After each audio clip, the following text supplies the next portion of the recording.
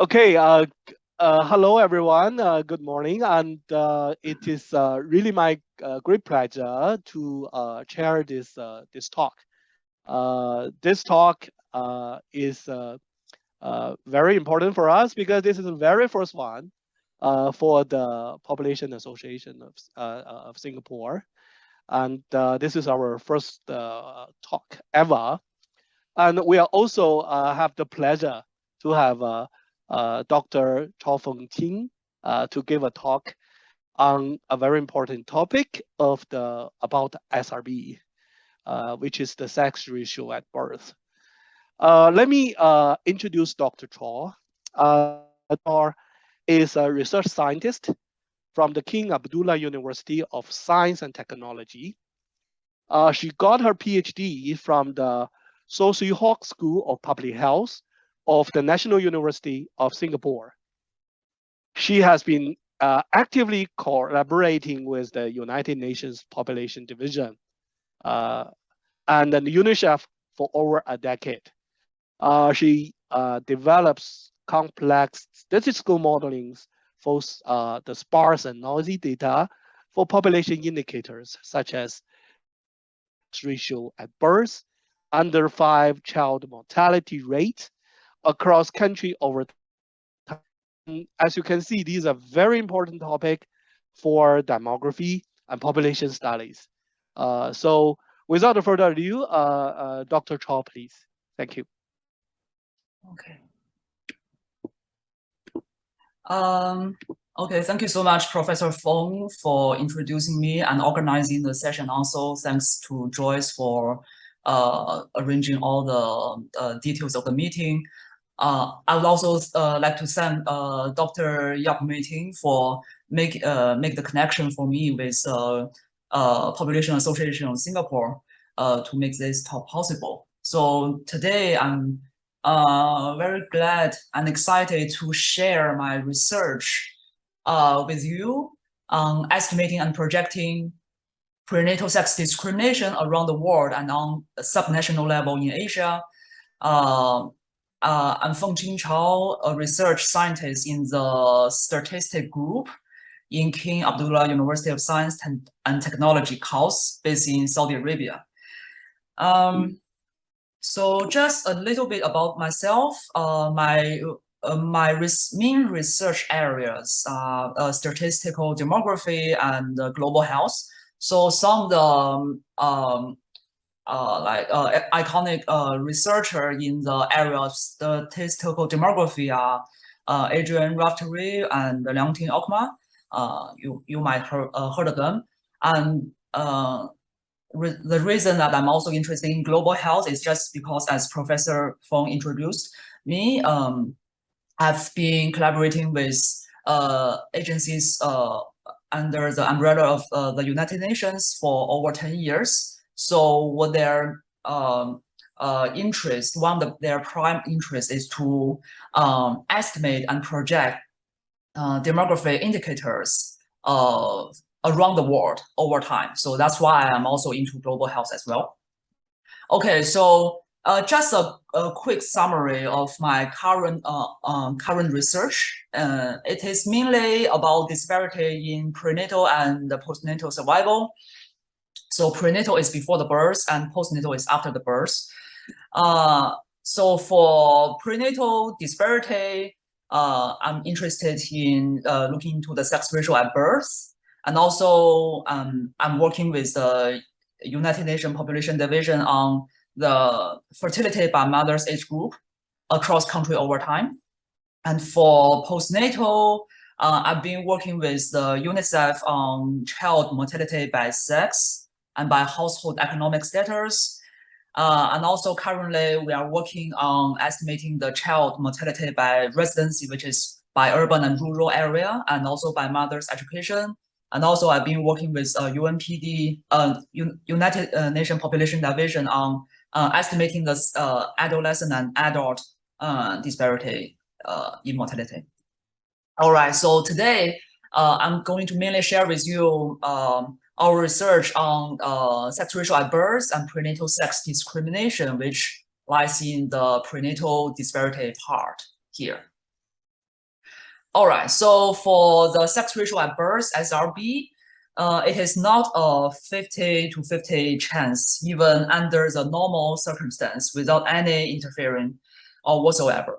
So on average, for every 100 female births born, there are roughly about 103 to 107 male births born. That's on average. So by definition, the sex ratio at birth, SRB, is defined as the number of male births over female births, and it gives us the natural level of SRB in a narrow range of 1.03 to 0.07. All right. So here is an example of a population with a very stable SRB that is within the natural range. So here I show you the observed SRB from Sweden since roughly 1750. And all these observed SRB are from the birth record for Sweden on the annual basis. And you can see that for the past over 200, almost 70 years, the SRB in Sweden fluctuate within the normal range of roughly 1.05 to 0.06. Some parts is slightly higher, but it's still within the normal range. So this is very stable if nothing happens. However, in some countries, we observe inflated SRB. So again, for every 100 female births born, on average, in these countries, we observe more than 110 male births. And then this gave us a distorted or imbalanced SRB of higher than 1.1. So for example, in China, here still I show you the observed or reported SRB, sexual drug births in China over time. You can see that before the 1980s, the observed SRB in China is pretty much still within the normal range here. But since 1980, we can see a clear upward trend that the observed SRB shoot up all the way to roughly around 1.25 in the year 2010. So there's obviously something happening in SRB in such kind of population. So why is that?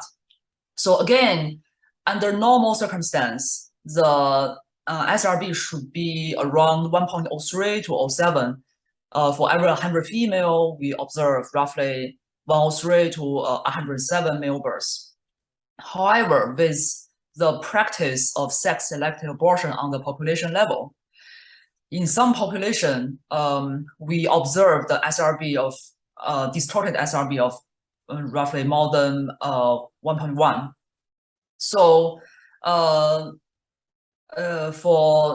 the theory of sex-selective abortion, the scholar Gilmoto worked out that according to him, 3 factors need to work together in order for a couple to practice the sex-selective abortion.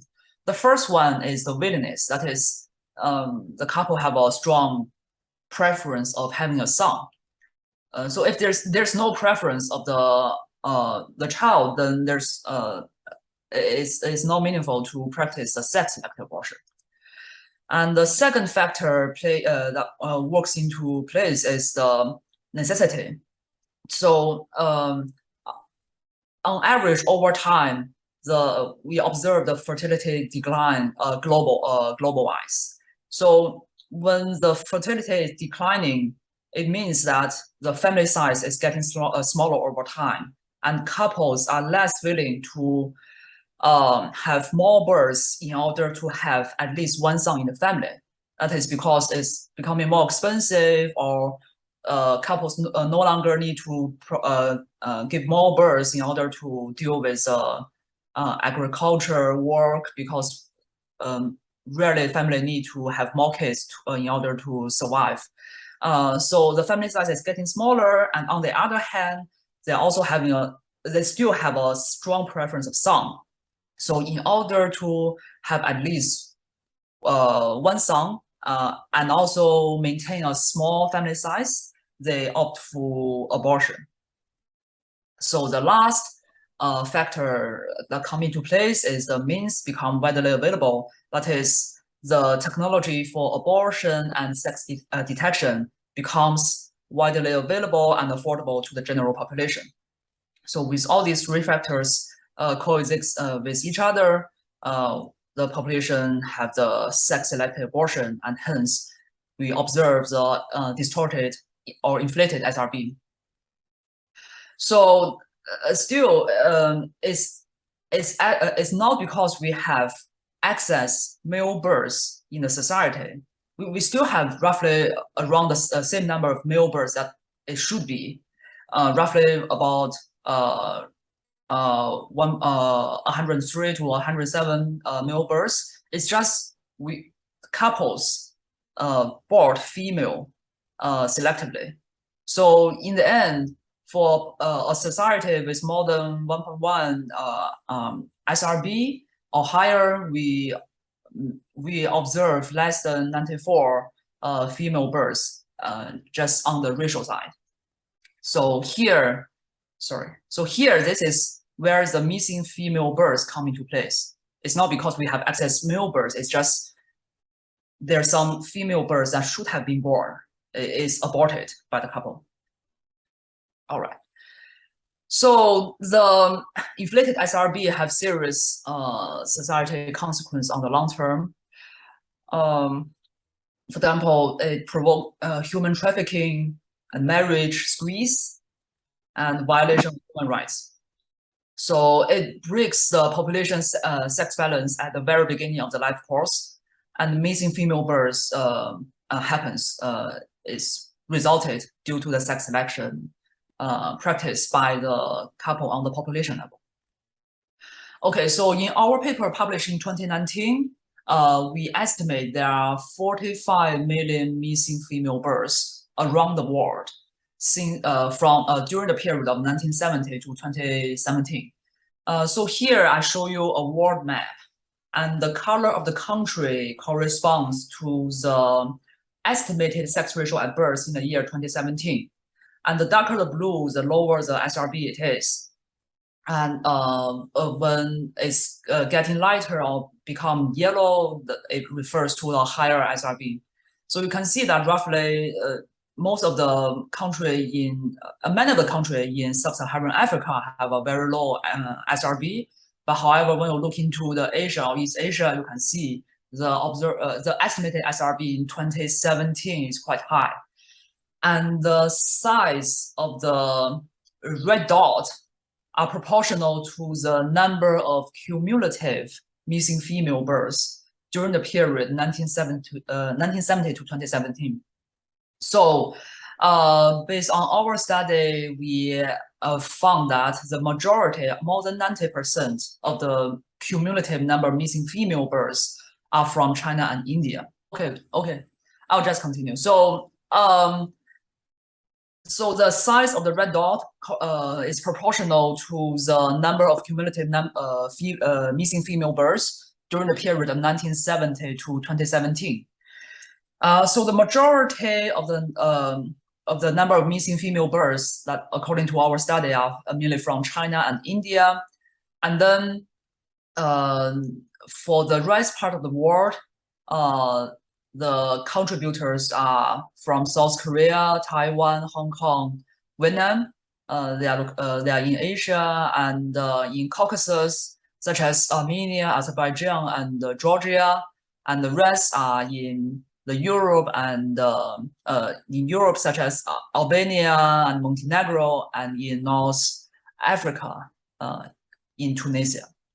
So these are the 12 countries that we find in our study to have existing imbalanced sex ratio and births, and which result in the missing female births around the world since the 1970. All right. Okay, so here is a summary of the database that we have on the national level of SRB. And recently we have an update of this database as of so all these numbers are updated as of June 2021. So in total, in our study, we have 12,341 SRB observation on the national level, and the total number of birth record included in this SRB database is 3.26 billion. So why is this? Why there are so many number of birth records? So for example, we have the SRB data from Singapore. So for example, in 2019, we have the observed SRB. We have one observed SRB data from Singapore, and in 2019, the total number of live births, including both male and female, are roughly on the order of 30,000 live births. So for that one SRB, observed SRB data point from Singapore, it is based on roughly 30,000 live births. So that's why we compute this total number of birth record. If the for certain data point the total number of births is not available, for example, for some data points from China, maybe in 1970s, we are not able to find the record how many live births are involved. We will not impute some values, and we just add up all the available number of birth records. And for our database, it covers the 204 countries and areas of SRB. And the reference year covered is from 1753, which is in Sweden, up to the year 2020. And the main data source types include civil registration and vital statistics. This is administrative record, which is the birth record or birth certificate recorded, provided from the government. So for this type of data, we think is with the highest quality. For example, all the data from Singapore are from this category, vital statistic category. And also for most of the developing countries, we have survey data, such as the Demographic and Health Survey, DHS, and Multiple Indicator Cluster Survey, MIX, and many others. And also we have census data, and if all the above data are not available, my colleague from UNPD will provide national reports that they collected over time from their country collaborators. And for this database is public available on the Fengqing repository, and you are all free to take a look at it and download it if you are willing to. And if you are not able to find this URL, you can just look for our BMJ Global Health 2021 paper online, and they also have the link of the database as well. All right, so for the data model of SRB, here's the motivation. So it's like how we deal with this data before I get into how I model the SRB itself. Okay, so the first motivation is that we see some observations are more uncertain than others. So here I show you the observations of SRB over time from Vietnam. And here you can see in this circle, for some observation, these black dots, they are from birth records of vital statistics. And they have the highest quality of the data. So the uncertainty around this black series is very small. But however, for example, the blue surveys series, you can see the uncertainty, which is in the light blue shade around this blue series, is much greater compared to the black series. So the survey data from this blue series is much more uncertain compared to the vital statistics from the black series. So we want to deal with this. And also observations from different sources have different levels and trends. even within the same period. So for example, here the pink and the green series suggests quite different levels and trends of the SRB even within the overlapping period. So we also want to deal with this. So that's a motivation for our data model. So here our data model for SRB accounts for the uncertainty associated with observations. And here is one formula. I will try not to bore you too much with this formula, and I'll try to make it as clear as possible. So on the left-hand side, this YCT is the data SRB observation, and the index C and T just refers to country and year. And on the right-hand side, it is the true level of SRB. So that is underlying SRB that I'm going to explain further in the next few slides.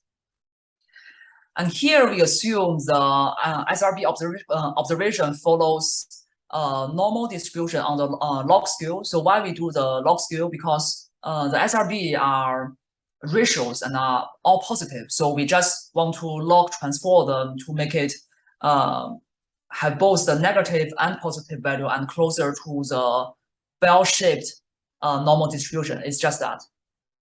So it follows the normal distribution with mean on the true level of SRB, which I will explain in the next few slides, and the variance as the sum of two parts, just to address the motivation that I mentioned in my previous slide. So the first part of this variance is omega s. It is a non-sampling error variance. So this is a parameter that we estimate in our model. And this non-sampling error variance represents the uncertainty due to non-response or data input error. And for such kind of uncertainty, it is very difficult to measure or pre-compute. But it's very difficult to eliminate in the data collection or data process steps. So that's why we include this part in our model. And the index S just refers to the different data source types. For example, the administrative records, survey, and census. So we assume that there are systematic difference of such kind of non-sampling error variance across different data source type. And the second part of the variance is VCT. It's just sampling error variance that is resulting from the different sample design. And it is pre-computed. For example, in the survey data, DHS, they use multiple stage stratified sampling design. And in their survey report, they have some formula for us to account for the uncertainty based on this sampling design. So we just follow the formulas to compute the sampling design if available. Okay, so now I will explain how we model the true level of SRB. So the main idea is that we use two types of model to estimate the SRB for two groups of countries and areas. The first model is a baseline model. It is meant to estimate and project SRB for countries and areas without SRB inflation. So for example, in Sweden, we observe, we see there's no SRB inflation over time at all. So the baseline model is meant for countries and areas like that. And the second type of model is slightly more complicated. It's an inflation model. It is meant to estimate and project SRB in selected countries and areas with past, current, or potential future SRB inflation. So how we, so now let me first explain the baseline model. So for example, Australia, this is a country that without SRB inflation or imbalanced SRB over time. So we just use a slightly simple baseline model. So on the left-hand side, it's just the capital theta CT, which means which refers to the true level of the SRB. And on the plot, in the plot, it's just shown in the red curve here. So for the true level of SRB for countries without SRB inflation, we model it as the product of two components. The first one is beta C. It is the national country-specific baseline of SRB. So we assume it to be constant within the country. So here in this plot, I illustrate the beta C in a horizontal light green straight line for Australia. But we assume it to differ across country within the same region. So here I also show you a dark green horizontal line, which refers to the regional baseline. So for countries that is clustered within the same region, they will just on average follows the regional baseline. But if their data suggested to differ away from the regional baseline, the national baseline beta C will be have a slightly different level compared to the regional baseline. Okay, and the second part is size CT is just the year-by-year natural fluctuation. So once we have the national baseline, which is a light green horizontal line, we also want to take into account the year-by-year fluctuation that is deviated away from this national baseline. So we use a time series process to model this year-by-year fluctuation, natural fluctuation. All right, so how we model this national baseline, beta C. So this national baseline is shown in the light green horizontal line. So we assume it follows a normal distribution with mean at a regional level baseline and a global variance parameter. Okay, so here I show you a plot of our model results. There are 10 rows in this plot. So each row refers to one of the regions. And within each region, there are some countries that are grouped it within each region. So here, this vertical line just refers to the 1.05, which is a conventional assumption of the natural SRB. However, you can see that for our regional expected SRB, our regional baseline of SRB, which is shown in the vertical dark green line segment. For example, in North Africa, maybe I choose a better example. For example, in Sub-Saharan Africa, here the regional SRB is estimated around 1.03, which is quite different from the conventional 1.05 value. And also, of course, there are some regions with higher regional SRB level. For example, in Caucasus and Central Asia, we estimate the regional SRB baseline is around 1.06. And in Oceania, we estimated the regional baseline SRB as at around 1.07 roughly. So within each region, there are some countries clustered under the same region, and this national baseline beta C here are summarized in this box plot within each row of the region, and the outliers of this national baseline are highlighted in red, and also the values are indicated on the left-hand side. Okay, so how we group this region? It is not some random groups that, or we just pick a region grouping according to the World Bank. It's not like that. So here we did something that we group countries into region based on their majority ethnicity. So for example, here this region ENAN, it refers to a group of countries from Europe, North America, Australia, and New Zealand. So the purpose is just to group the country with majority of Caucasian ancestry together to try to capture the difference in the baseline SRB across different ethnicity groups. And also, we want to take into account for the heterogeneity in baseline SRB across these regional groupings. So here you can see that the baseline SRB from sub-Saharan Africa is much lower compared to the one in ENAN, which is about 1.05, almost 1.06.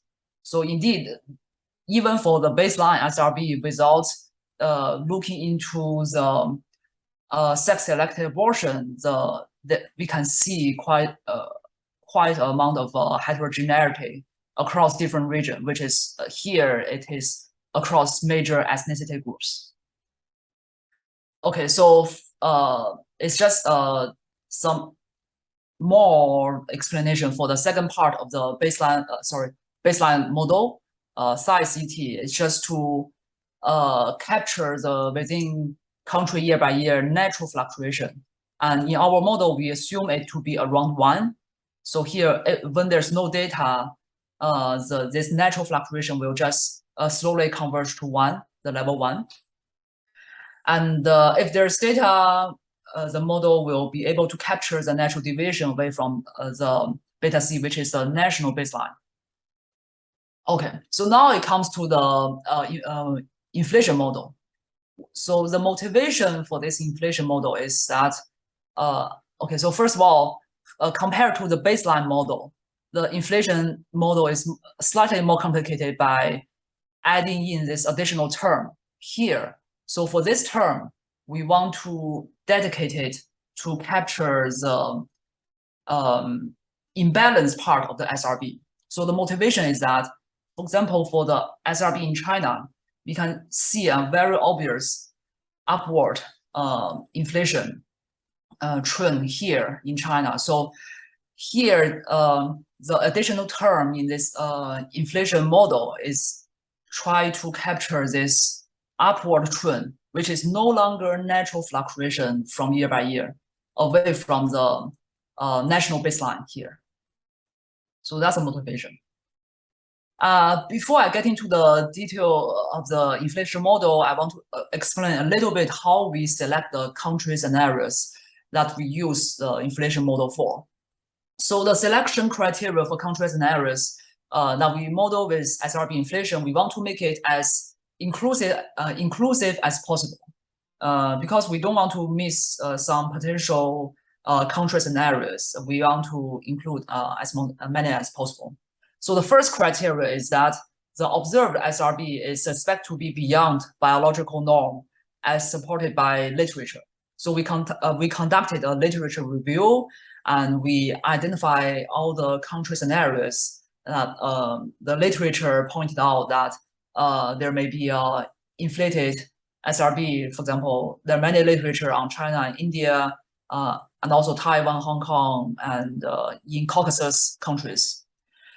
And the second criteria is that the desired sex ratio at birth is above 120 boys per 100 girls, or the sex ratio of last birth is above 130 boys per 100 girls. So the desired sex ratio is at birth is that in some surveys they ask women on their they ask women and men about their desired sex composition of their offsprings, and then the woman and man will report, oh, I want maybe 1 boy, 1 girl. So in this case, the desired sex ratio at birth will be 1 because 1/1, or the mother will respond that I want 2 boys and 1 girl. So the desired sex ratio at birth will be 2 in this case. So we calculate the desired sex ratio at birth from survey data if available, and also we calculate the sex ratio of last birth. So the sex ratio of last birth is defined as we select all the births from women that reported that they will no longer they decide they will no longer give any birth, or they already passed their reproductive period of ages, and we calculate those sex ratio of last birth. And if it's above the 130 boys per 100 girl, we will select these countries. And this is for these cutoff points, it is we use the study funding from Bungar's 2013 paper. And the last criteria is that whether a country have outlying female under 5 mortality rate from according to the study from Alkima and colleagues published in 2014. So for some countries, if there's strong some preference, they may also practice this in the way that they neglect the female child more compared to their male offspring. So in some sense, it will cause a female under 5 mortality rate much higher compared to the male under 5 mortality rate. And for some countries, for example, India and Pakistan, they do have an outlying female under 5 mortality rate. So we'll also pick up those countries that with such kind of features, which so this last criteria is an indicator of postnatal sex discrimination. Okay, so all in all, we select 29 countries and areas, and in our study, we identified 12 of them to have existing SRB inflation. So we apply the inflation model to the 29 countries. And the majority of them in Asia. Among the 17 of the Asian countries, none of them have current or existing SRB inflation, highlighted in red, and 7 of them are from sub-Saharan Africa. So why we select them? Because most of them have very high desired sex ratio at birth or the sex ratio of last birth. And 5 of them are from either Europe or North Africa. Okay, so now comes to the inflation model. For these 29 countries at risk of SRB inflation, we use this slightly more complicated inflation model with this additional term. So this first part, delta C, is just the country-specific SRB inflation binary detector. So if it's 0, it means that actually, for this country at risk of SRB inflation, they didn't detect any actual inflation. For example, most of the countries that we select from the sub-Saharan Africa, actually, in our model, we detect no inflation based on the existing data. And if this delta C is 1, it means that indeed the model detects some inflation. So I won't go into detail, but it's just how we model this parameter. We just use the Bernoulli, because Bernoulli spit out either 0 or 1 with a probability on the country level. So for this country level SRB inflation, probability is just how likely this country is having an inflation. So according to our model, about there are 12 places that we identify to have at least 99.5% of the probability to have an inflation. And below, some countries have just below 60% of probability of having inflation. For example, Jordan, Singapore, Morocco, Bangladesh, and Turkey. And the rest are between 62 to 64%. So in our study, we use a cutoff point of 95% as a level to determine whether a country have existing SRB inflation. So these are the 12 countries that we identified. All right. Okay. So now it comes to the second part of this inflation term, which is the capital omega CT. So for this term, it's a trapezoid function. We are trying to mimic the upward inflation. So we're trying to mimic the 3 stage of increase here, and stagnation here, and decrease of this inflation process. I won't go into this detail, but it's just a way for us to model. So for some countries, if there is data, this trapezoid shape will be more informed by the data. But for some countries, they may not have that much data to inform them of the trapezoid shape, so that we use a hierarchical model to just pull all the information available, so that for some countries without much data, it will just be more like the global average of this trapezoid shape. It's just that. And then we also model the maximum level of this inflation here, so that with all these 4 terms, we are able to determine the shape of this upward SRB inflation process. All right. Okay, so another thing, another factor that we model is the starting point of this inflation. And for this starting year, so when this SRB inflation process starts, we take into account the fertility decline effect. So here is the starting point.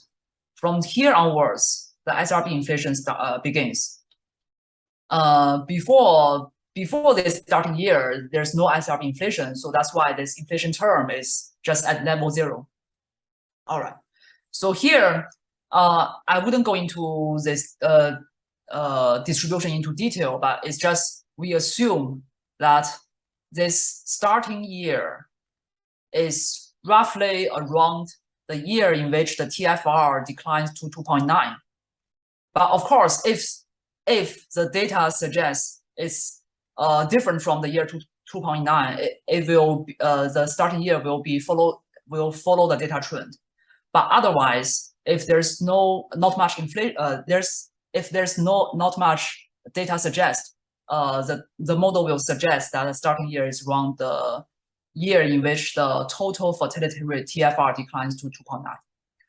And also there's a lower truncation, which means that we think it's highly unlikely that the SRB inflation starts when the TFR is 6 and above. So when the fertility rate is still high, when the family size is still so large, there is no point for the couple to choose a selective abortion in order to secure at least one son in the family. Okay, so here are just some plot to show you that the model performs quite well in order to capture this SRB inflation. So here in this plot, I show you only the inflated part of the SRB. So all these dots are observed SRB minus the national level baseline. And this colored curve, this orange curve, shows the model results of the whole inflation process. And the blue curve is just the Loess curve to try to capture the data trend. So we can see that the orange curve and the blue curve are quite aligned with each other. So for example, here is Hong Kong, and for South Korea, it also quite match with each other between the model results and the Loess curve from the data. And Armenia, China, of course. Okay, so now here is our model result for the estimated SRB and projection for China. So in our model, we estimate that the SRB inflation starts in the year around 1980, when the total fertility rate TFR falls to the level around 2.6. And then the inflation starts, and according to our model, we project that the inflation of the SRB in China will end around roughly in 2030. Okay, so in our SRB project, we also provide scenario-based SRB projection up to the year 2100. So why we provide such kind of a long-term projection is because we are working with the UN Population Division, and they always want a very long-term projection. So that's why the projecting period is so long. So for some country at risk, so for some countries, for example, those from sub-Saharan Africa, although we select them as having a risk of SRB inflation, but in our model, we actually didn't really detect any ongoing SRB inflation. They still have kind of normal SRB. So which means for such kind of population, although they're at risk, but they don't really practice the sex-selected abortion right now. So which means the fertility decline is still ongoing and it's not really at a very low level that the couple really need to use abortion as a mean to realize to have at least one son in their family. And also maybe the technology for abortion and sex detection is not widely available or affordable to this population. So there's no sex selected abortion going on right now for this population at risk of having an SRB inflation. But they still have a very strong son preference, which is reflected in either a very high desired sex ratio at birth or very high sex ratio at birth, sex ratio of their last birth. Okay, so for such kind of a at-risk country with SRB inflation, they may we assume that they may have inflated SRB in the future when the fertility decline to a level that is low enough, and also when the technology for abortion and sex detection is widely available and affordable to the general population. And then when the sex-selected abortion comes into play on the population level, we assume it's a scenario that may happen in the future. It mainly result in some African countries. And for these scenario-based SRB projections, we assume there are two scenarios. The first scenario is that we just assume there's no inflation in the future. So this inflation detector is set at 0, which means that the projected SRB in the future is just a baseline model with the national baseline plus just year by year natural fluctuation. That's it. And the second scenario is that we assume there is going to have inflation in the future. So we set this inflation detector as 1, and then the projected SRB becomes like this, that we fully project the trapezoid shape of the inflation process into the future for this country. All right, so we published the scenario-based SRB inflation in our 2021 paper here, and here is still again a global map that shows our projected SRB in the year 2100. Again, the darker the blue, the lower the projected SRB is, and similar as the estimated SRB, most of the very low level of SRB still happens in the sub-Saharan Africa, according to our projection. And still, the slightly higher SRB level are projected in the Asian and Southeast Asian area. It's just because they have a slightly higher national level of baseline SRB. And same as before, the size of the red dot are proportional to the number of the cumulative number of missing female births during the period of 2021 to 2100. So here you still see huge contribution from countries with existing SRB imbalance, such as China, India, and maybe Taiwan, and in some Caucasus country. But here I want to highlight the other at-risk countries that are not currently undergoing SRB inflation. But in this hypothetical scenario, we assume there is going to the SRB inflation is going to happen in the future.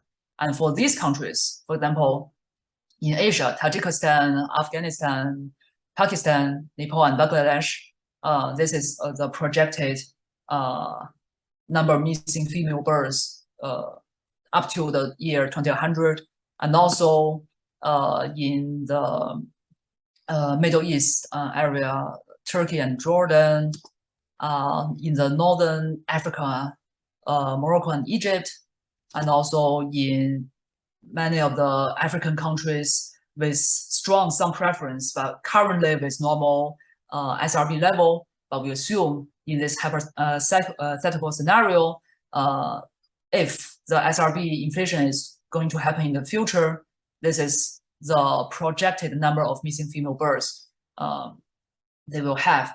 And for Nigeria, because it's one of the most populous African country, that's why with relative large number of total live births, we project that Nigeria is going to be one of the main contributor of the number of missing female births in this hypothetical scenario.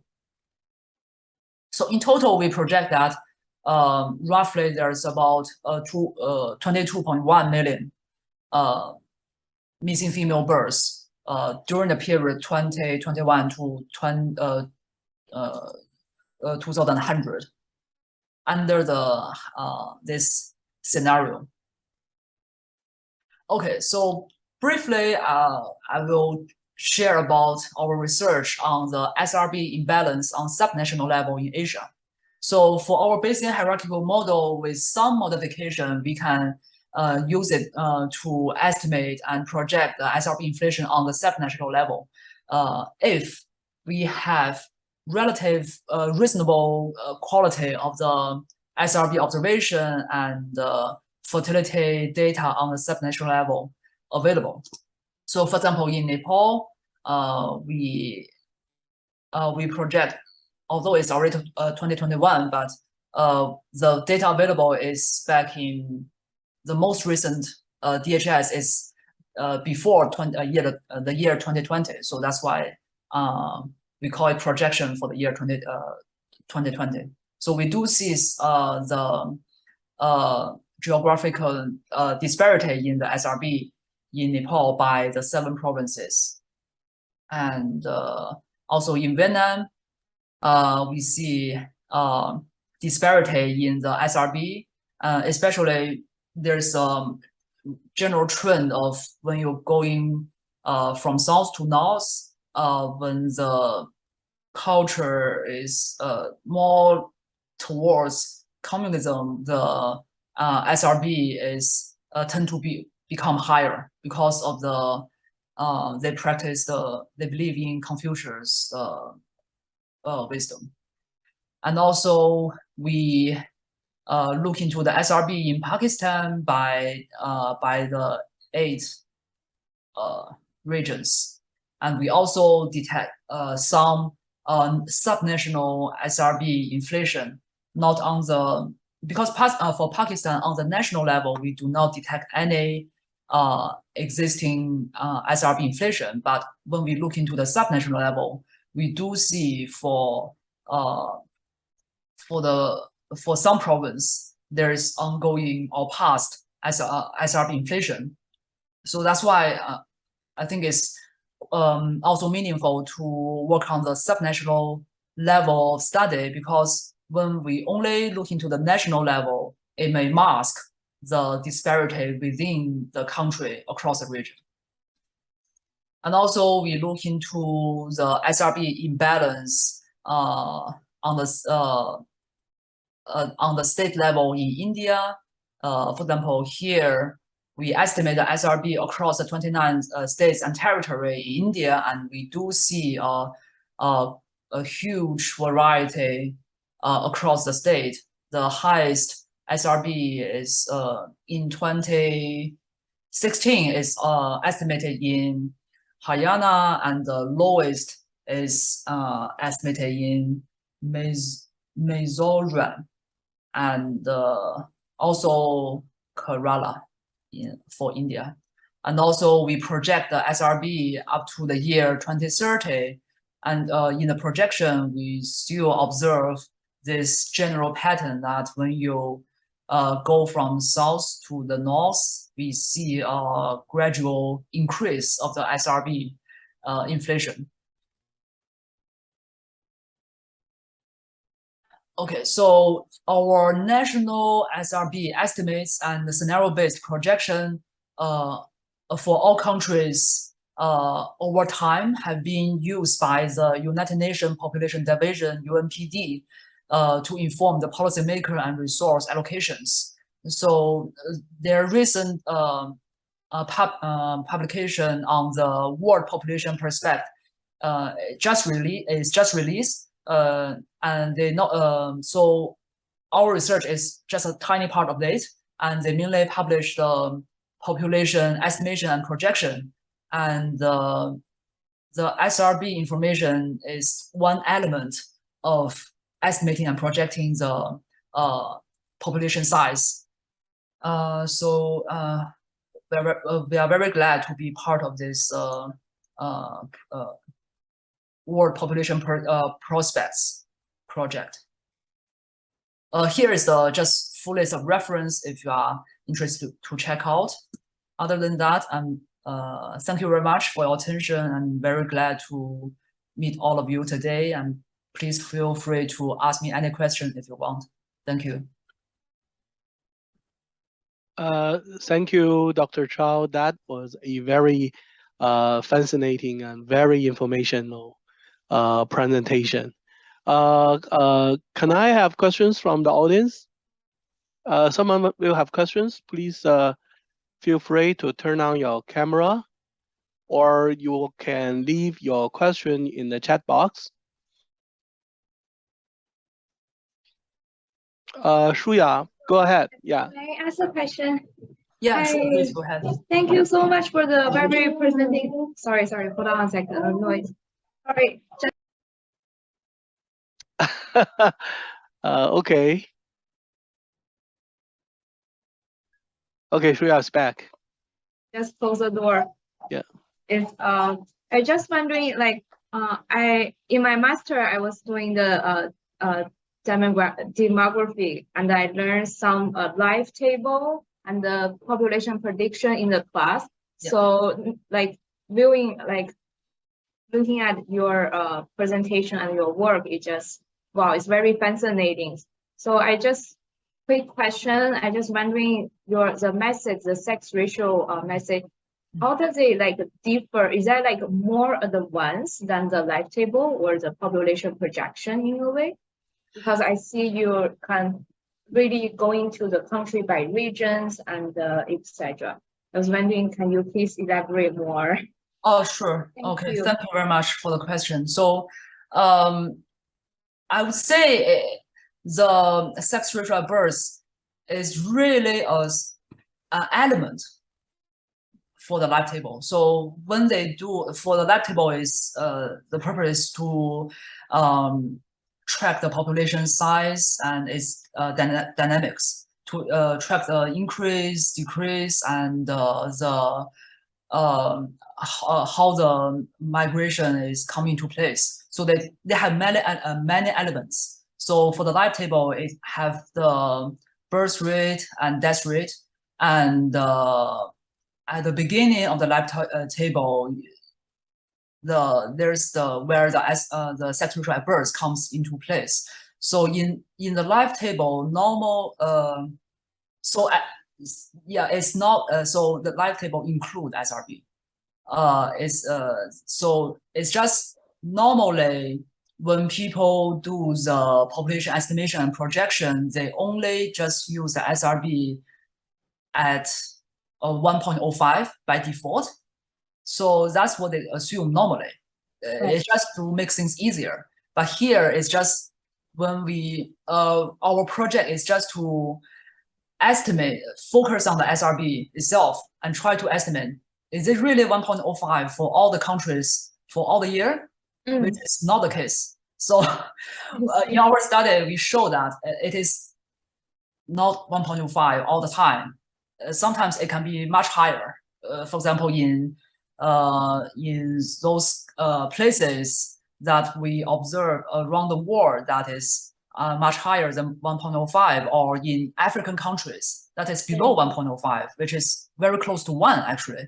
So that's why it's like, if we are able to have a more precise estimation, or and also more reliable or reproducible projection for the SRB, it will help the population estimation and projection in this way. Yeah, thank you. And I have another following up question. Is looking at the trends you are showing, right? The projection, we can see like China and India, they're towards, I think by 22, you said 2035, right? The sex ratio will slightly balance. Am I right? Yeah. So the year, right? So yeah, pretty much. Yeah. Yeah. So you guys saying like some policy or dynamic that works, or are we seeing maybe another demographic transition is happening there? Because noticing like later in your presentation, right, India and South Africa, the sex ratio is like beginning the change. So I just sorry, it's bad to articulate my question. Basically, I wanted to ask, is there another like maybe a demographic transition is happening there, or is this going to happen? Yeah. So that's a very good question. So every time it comes to the projection, it's, we try to make it clear that we are not forecasting the future. So we are not trying to do a weather forecast, but it's just we under the current condition, if nothing dramatic happens, like there's suddenly a war breakout, then there may be a huge distortion on the SRB. And if everything stays as what we observe currently, and everything, like for example, the fertility keep on like declining or remain at a very low level, for example, for China, we according to experience from other countries, for example, in South Korea, they already finished the transition of the sex ratio at birth. Their sex ratio at birth has already converged back to the normal level. So, for example, South Korea and Taiwan and Hong Kong also finished their transition, and also Georgia. So it's just in our statistical model, we draw the information from those countries that already finished the transition of the sex ratio at birth.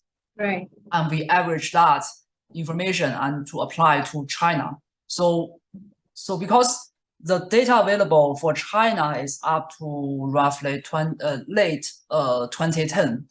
And after that, for the final part of the transition, we don't have any data.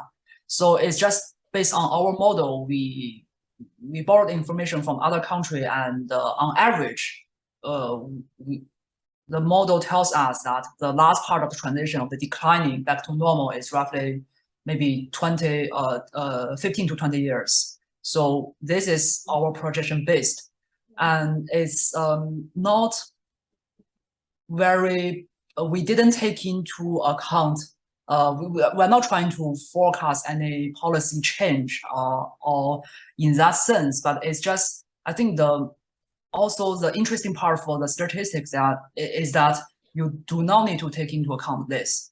So for example, for China, again, we do not take into account the one-child policy per se in our model, but we just take into account the fertility decline. Right.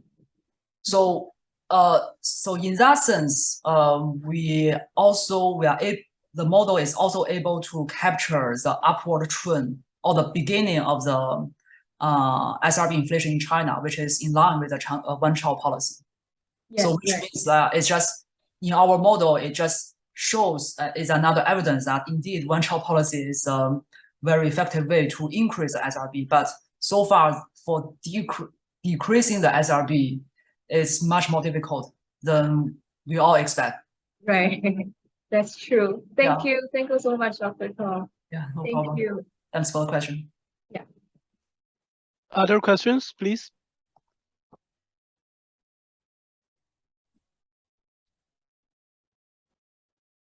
Okay, if no other questions, Dr. Chao, let me ask you some question. This is very interesting.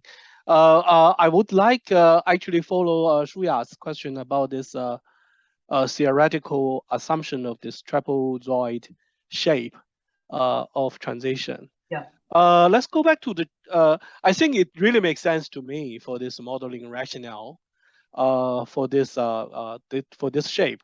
I was just wondering if we go back to the case of China, as you say, you just mentioned like you use a TFR as the marker, to see the starting point of the transition of ISRB.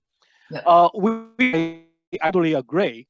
I was just wondering that yeah, it is a very valid marker. In reality of China, we know that this preference of having a boy, the cultural norm is always there.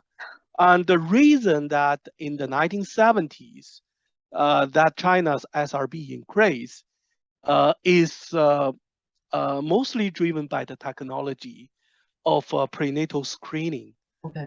And plus the one-child policy, right. Which may not exactly happening with the drop of TFR.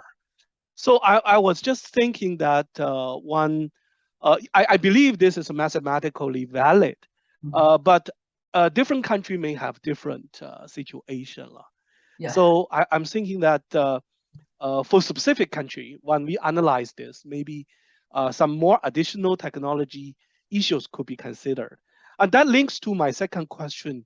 It's very interesting to see the association between TFR and then FBR, SRB. So I believe that I'm just wondering for the WPP projection, because a TFR is a foundational parameter to do the population projection. So it looks like SRB not only affected by TFR, but also will reversely affect TFR, because if you have imbalanced boy and girl, right, the marriage and housemaking will be changed. So the TFR may be affected by SRB. I'm not aware that this has been incorporated in the population projection model. Am I right? Please clarify. Yeah, these are the two questions. Yeah.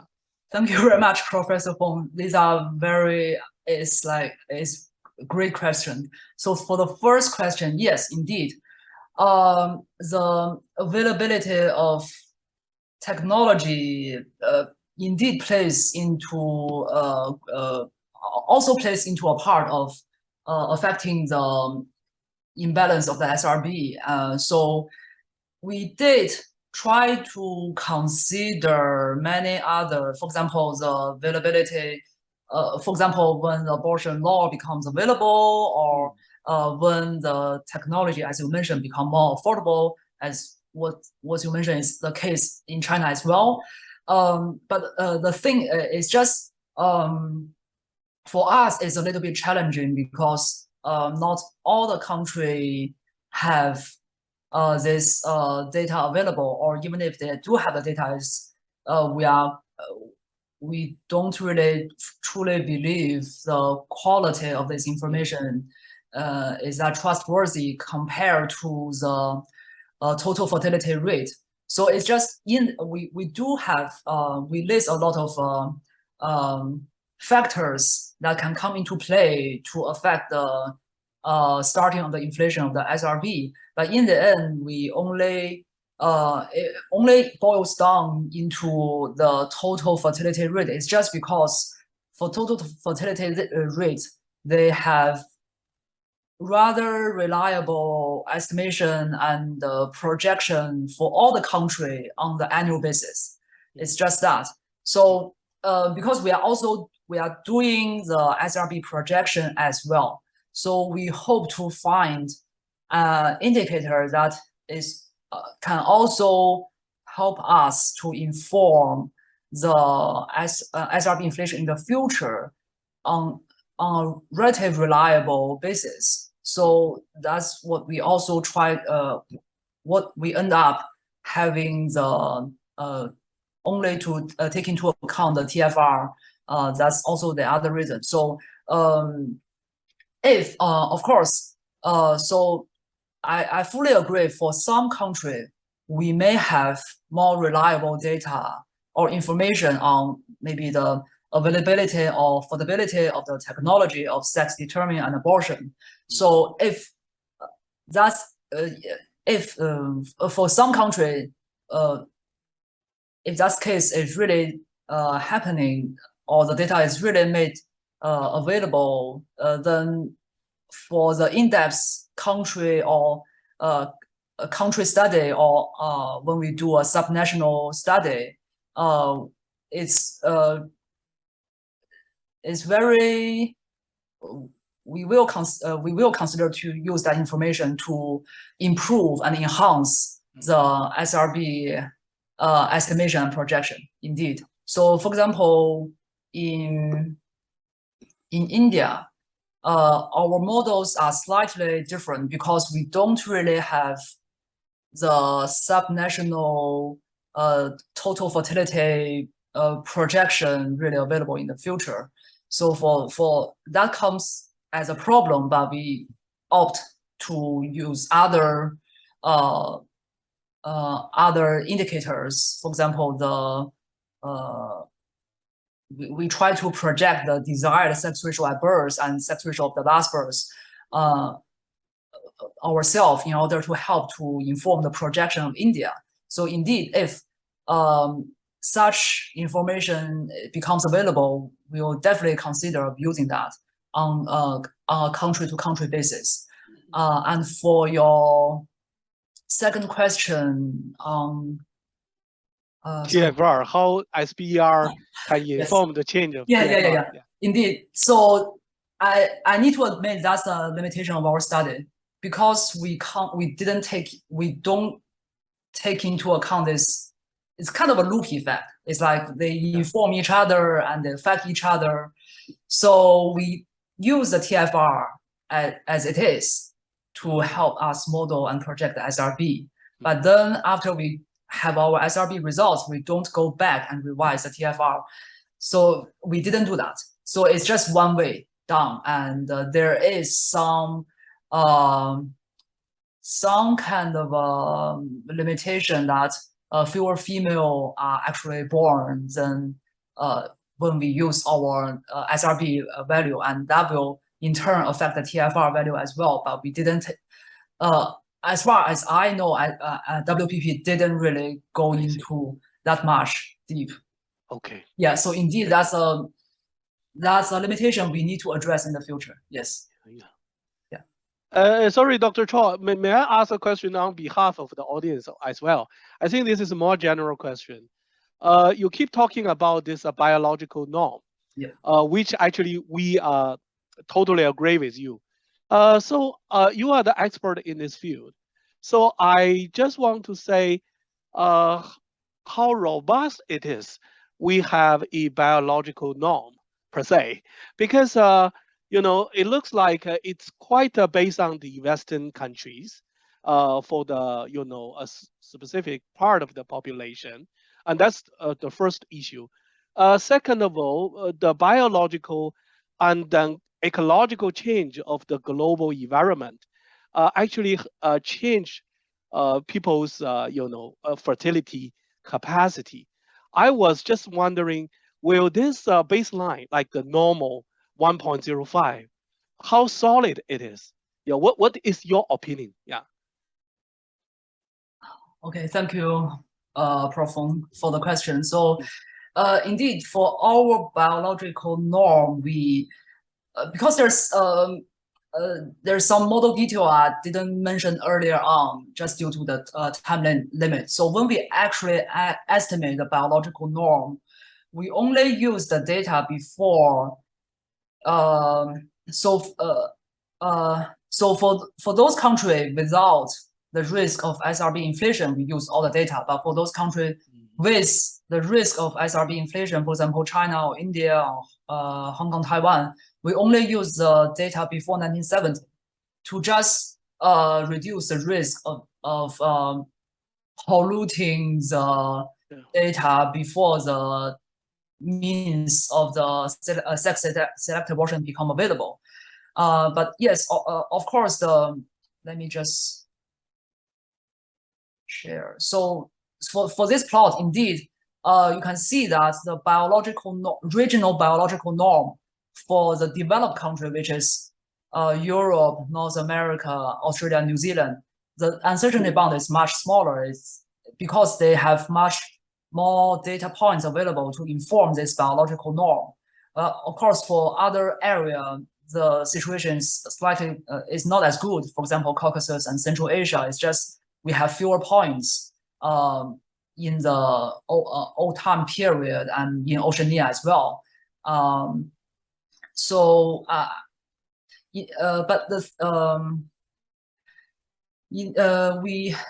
Indeed we just try to make our assumption clear that we assume we only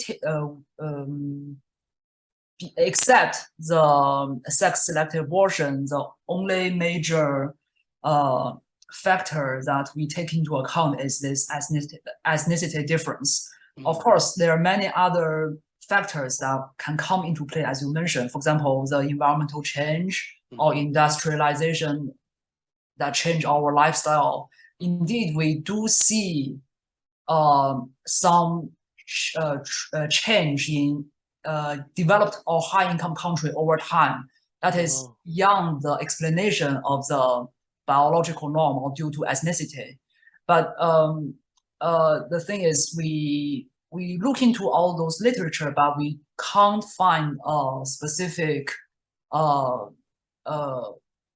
causal effect factor. Like, for example, there's environmental pollution, and for some literature they suggest it increase SRB. Some literature suggests they decrease SRB.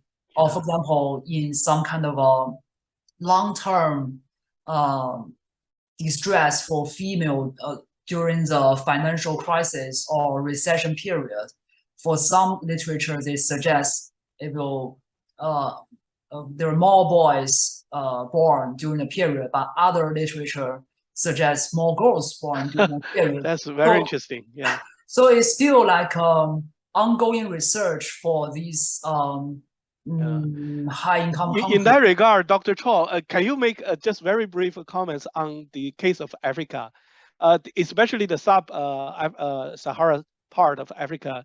It has very low, SRB in your estimation. So what is it a biological reason or some social? I think we believe for this very low SRB in sub-Saharan Africa, it is largely in line with other literature. They do suggest that for African ancestry, the population generally have a closer to one sex ratio at birth. Okay, so this is a biological, right? This is also observed in developed country and high-income country. That's very interesting. Yeah, subgroup of the population. Yes, indeed. Thank you very much. So interesting. Yeah. So this. I feel this is very interdisciplinary. Yeah. Okay. Thank you. I'm sorry. We can have one or two more questions, if you want to ask.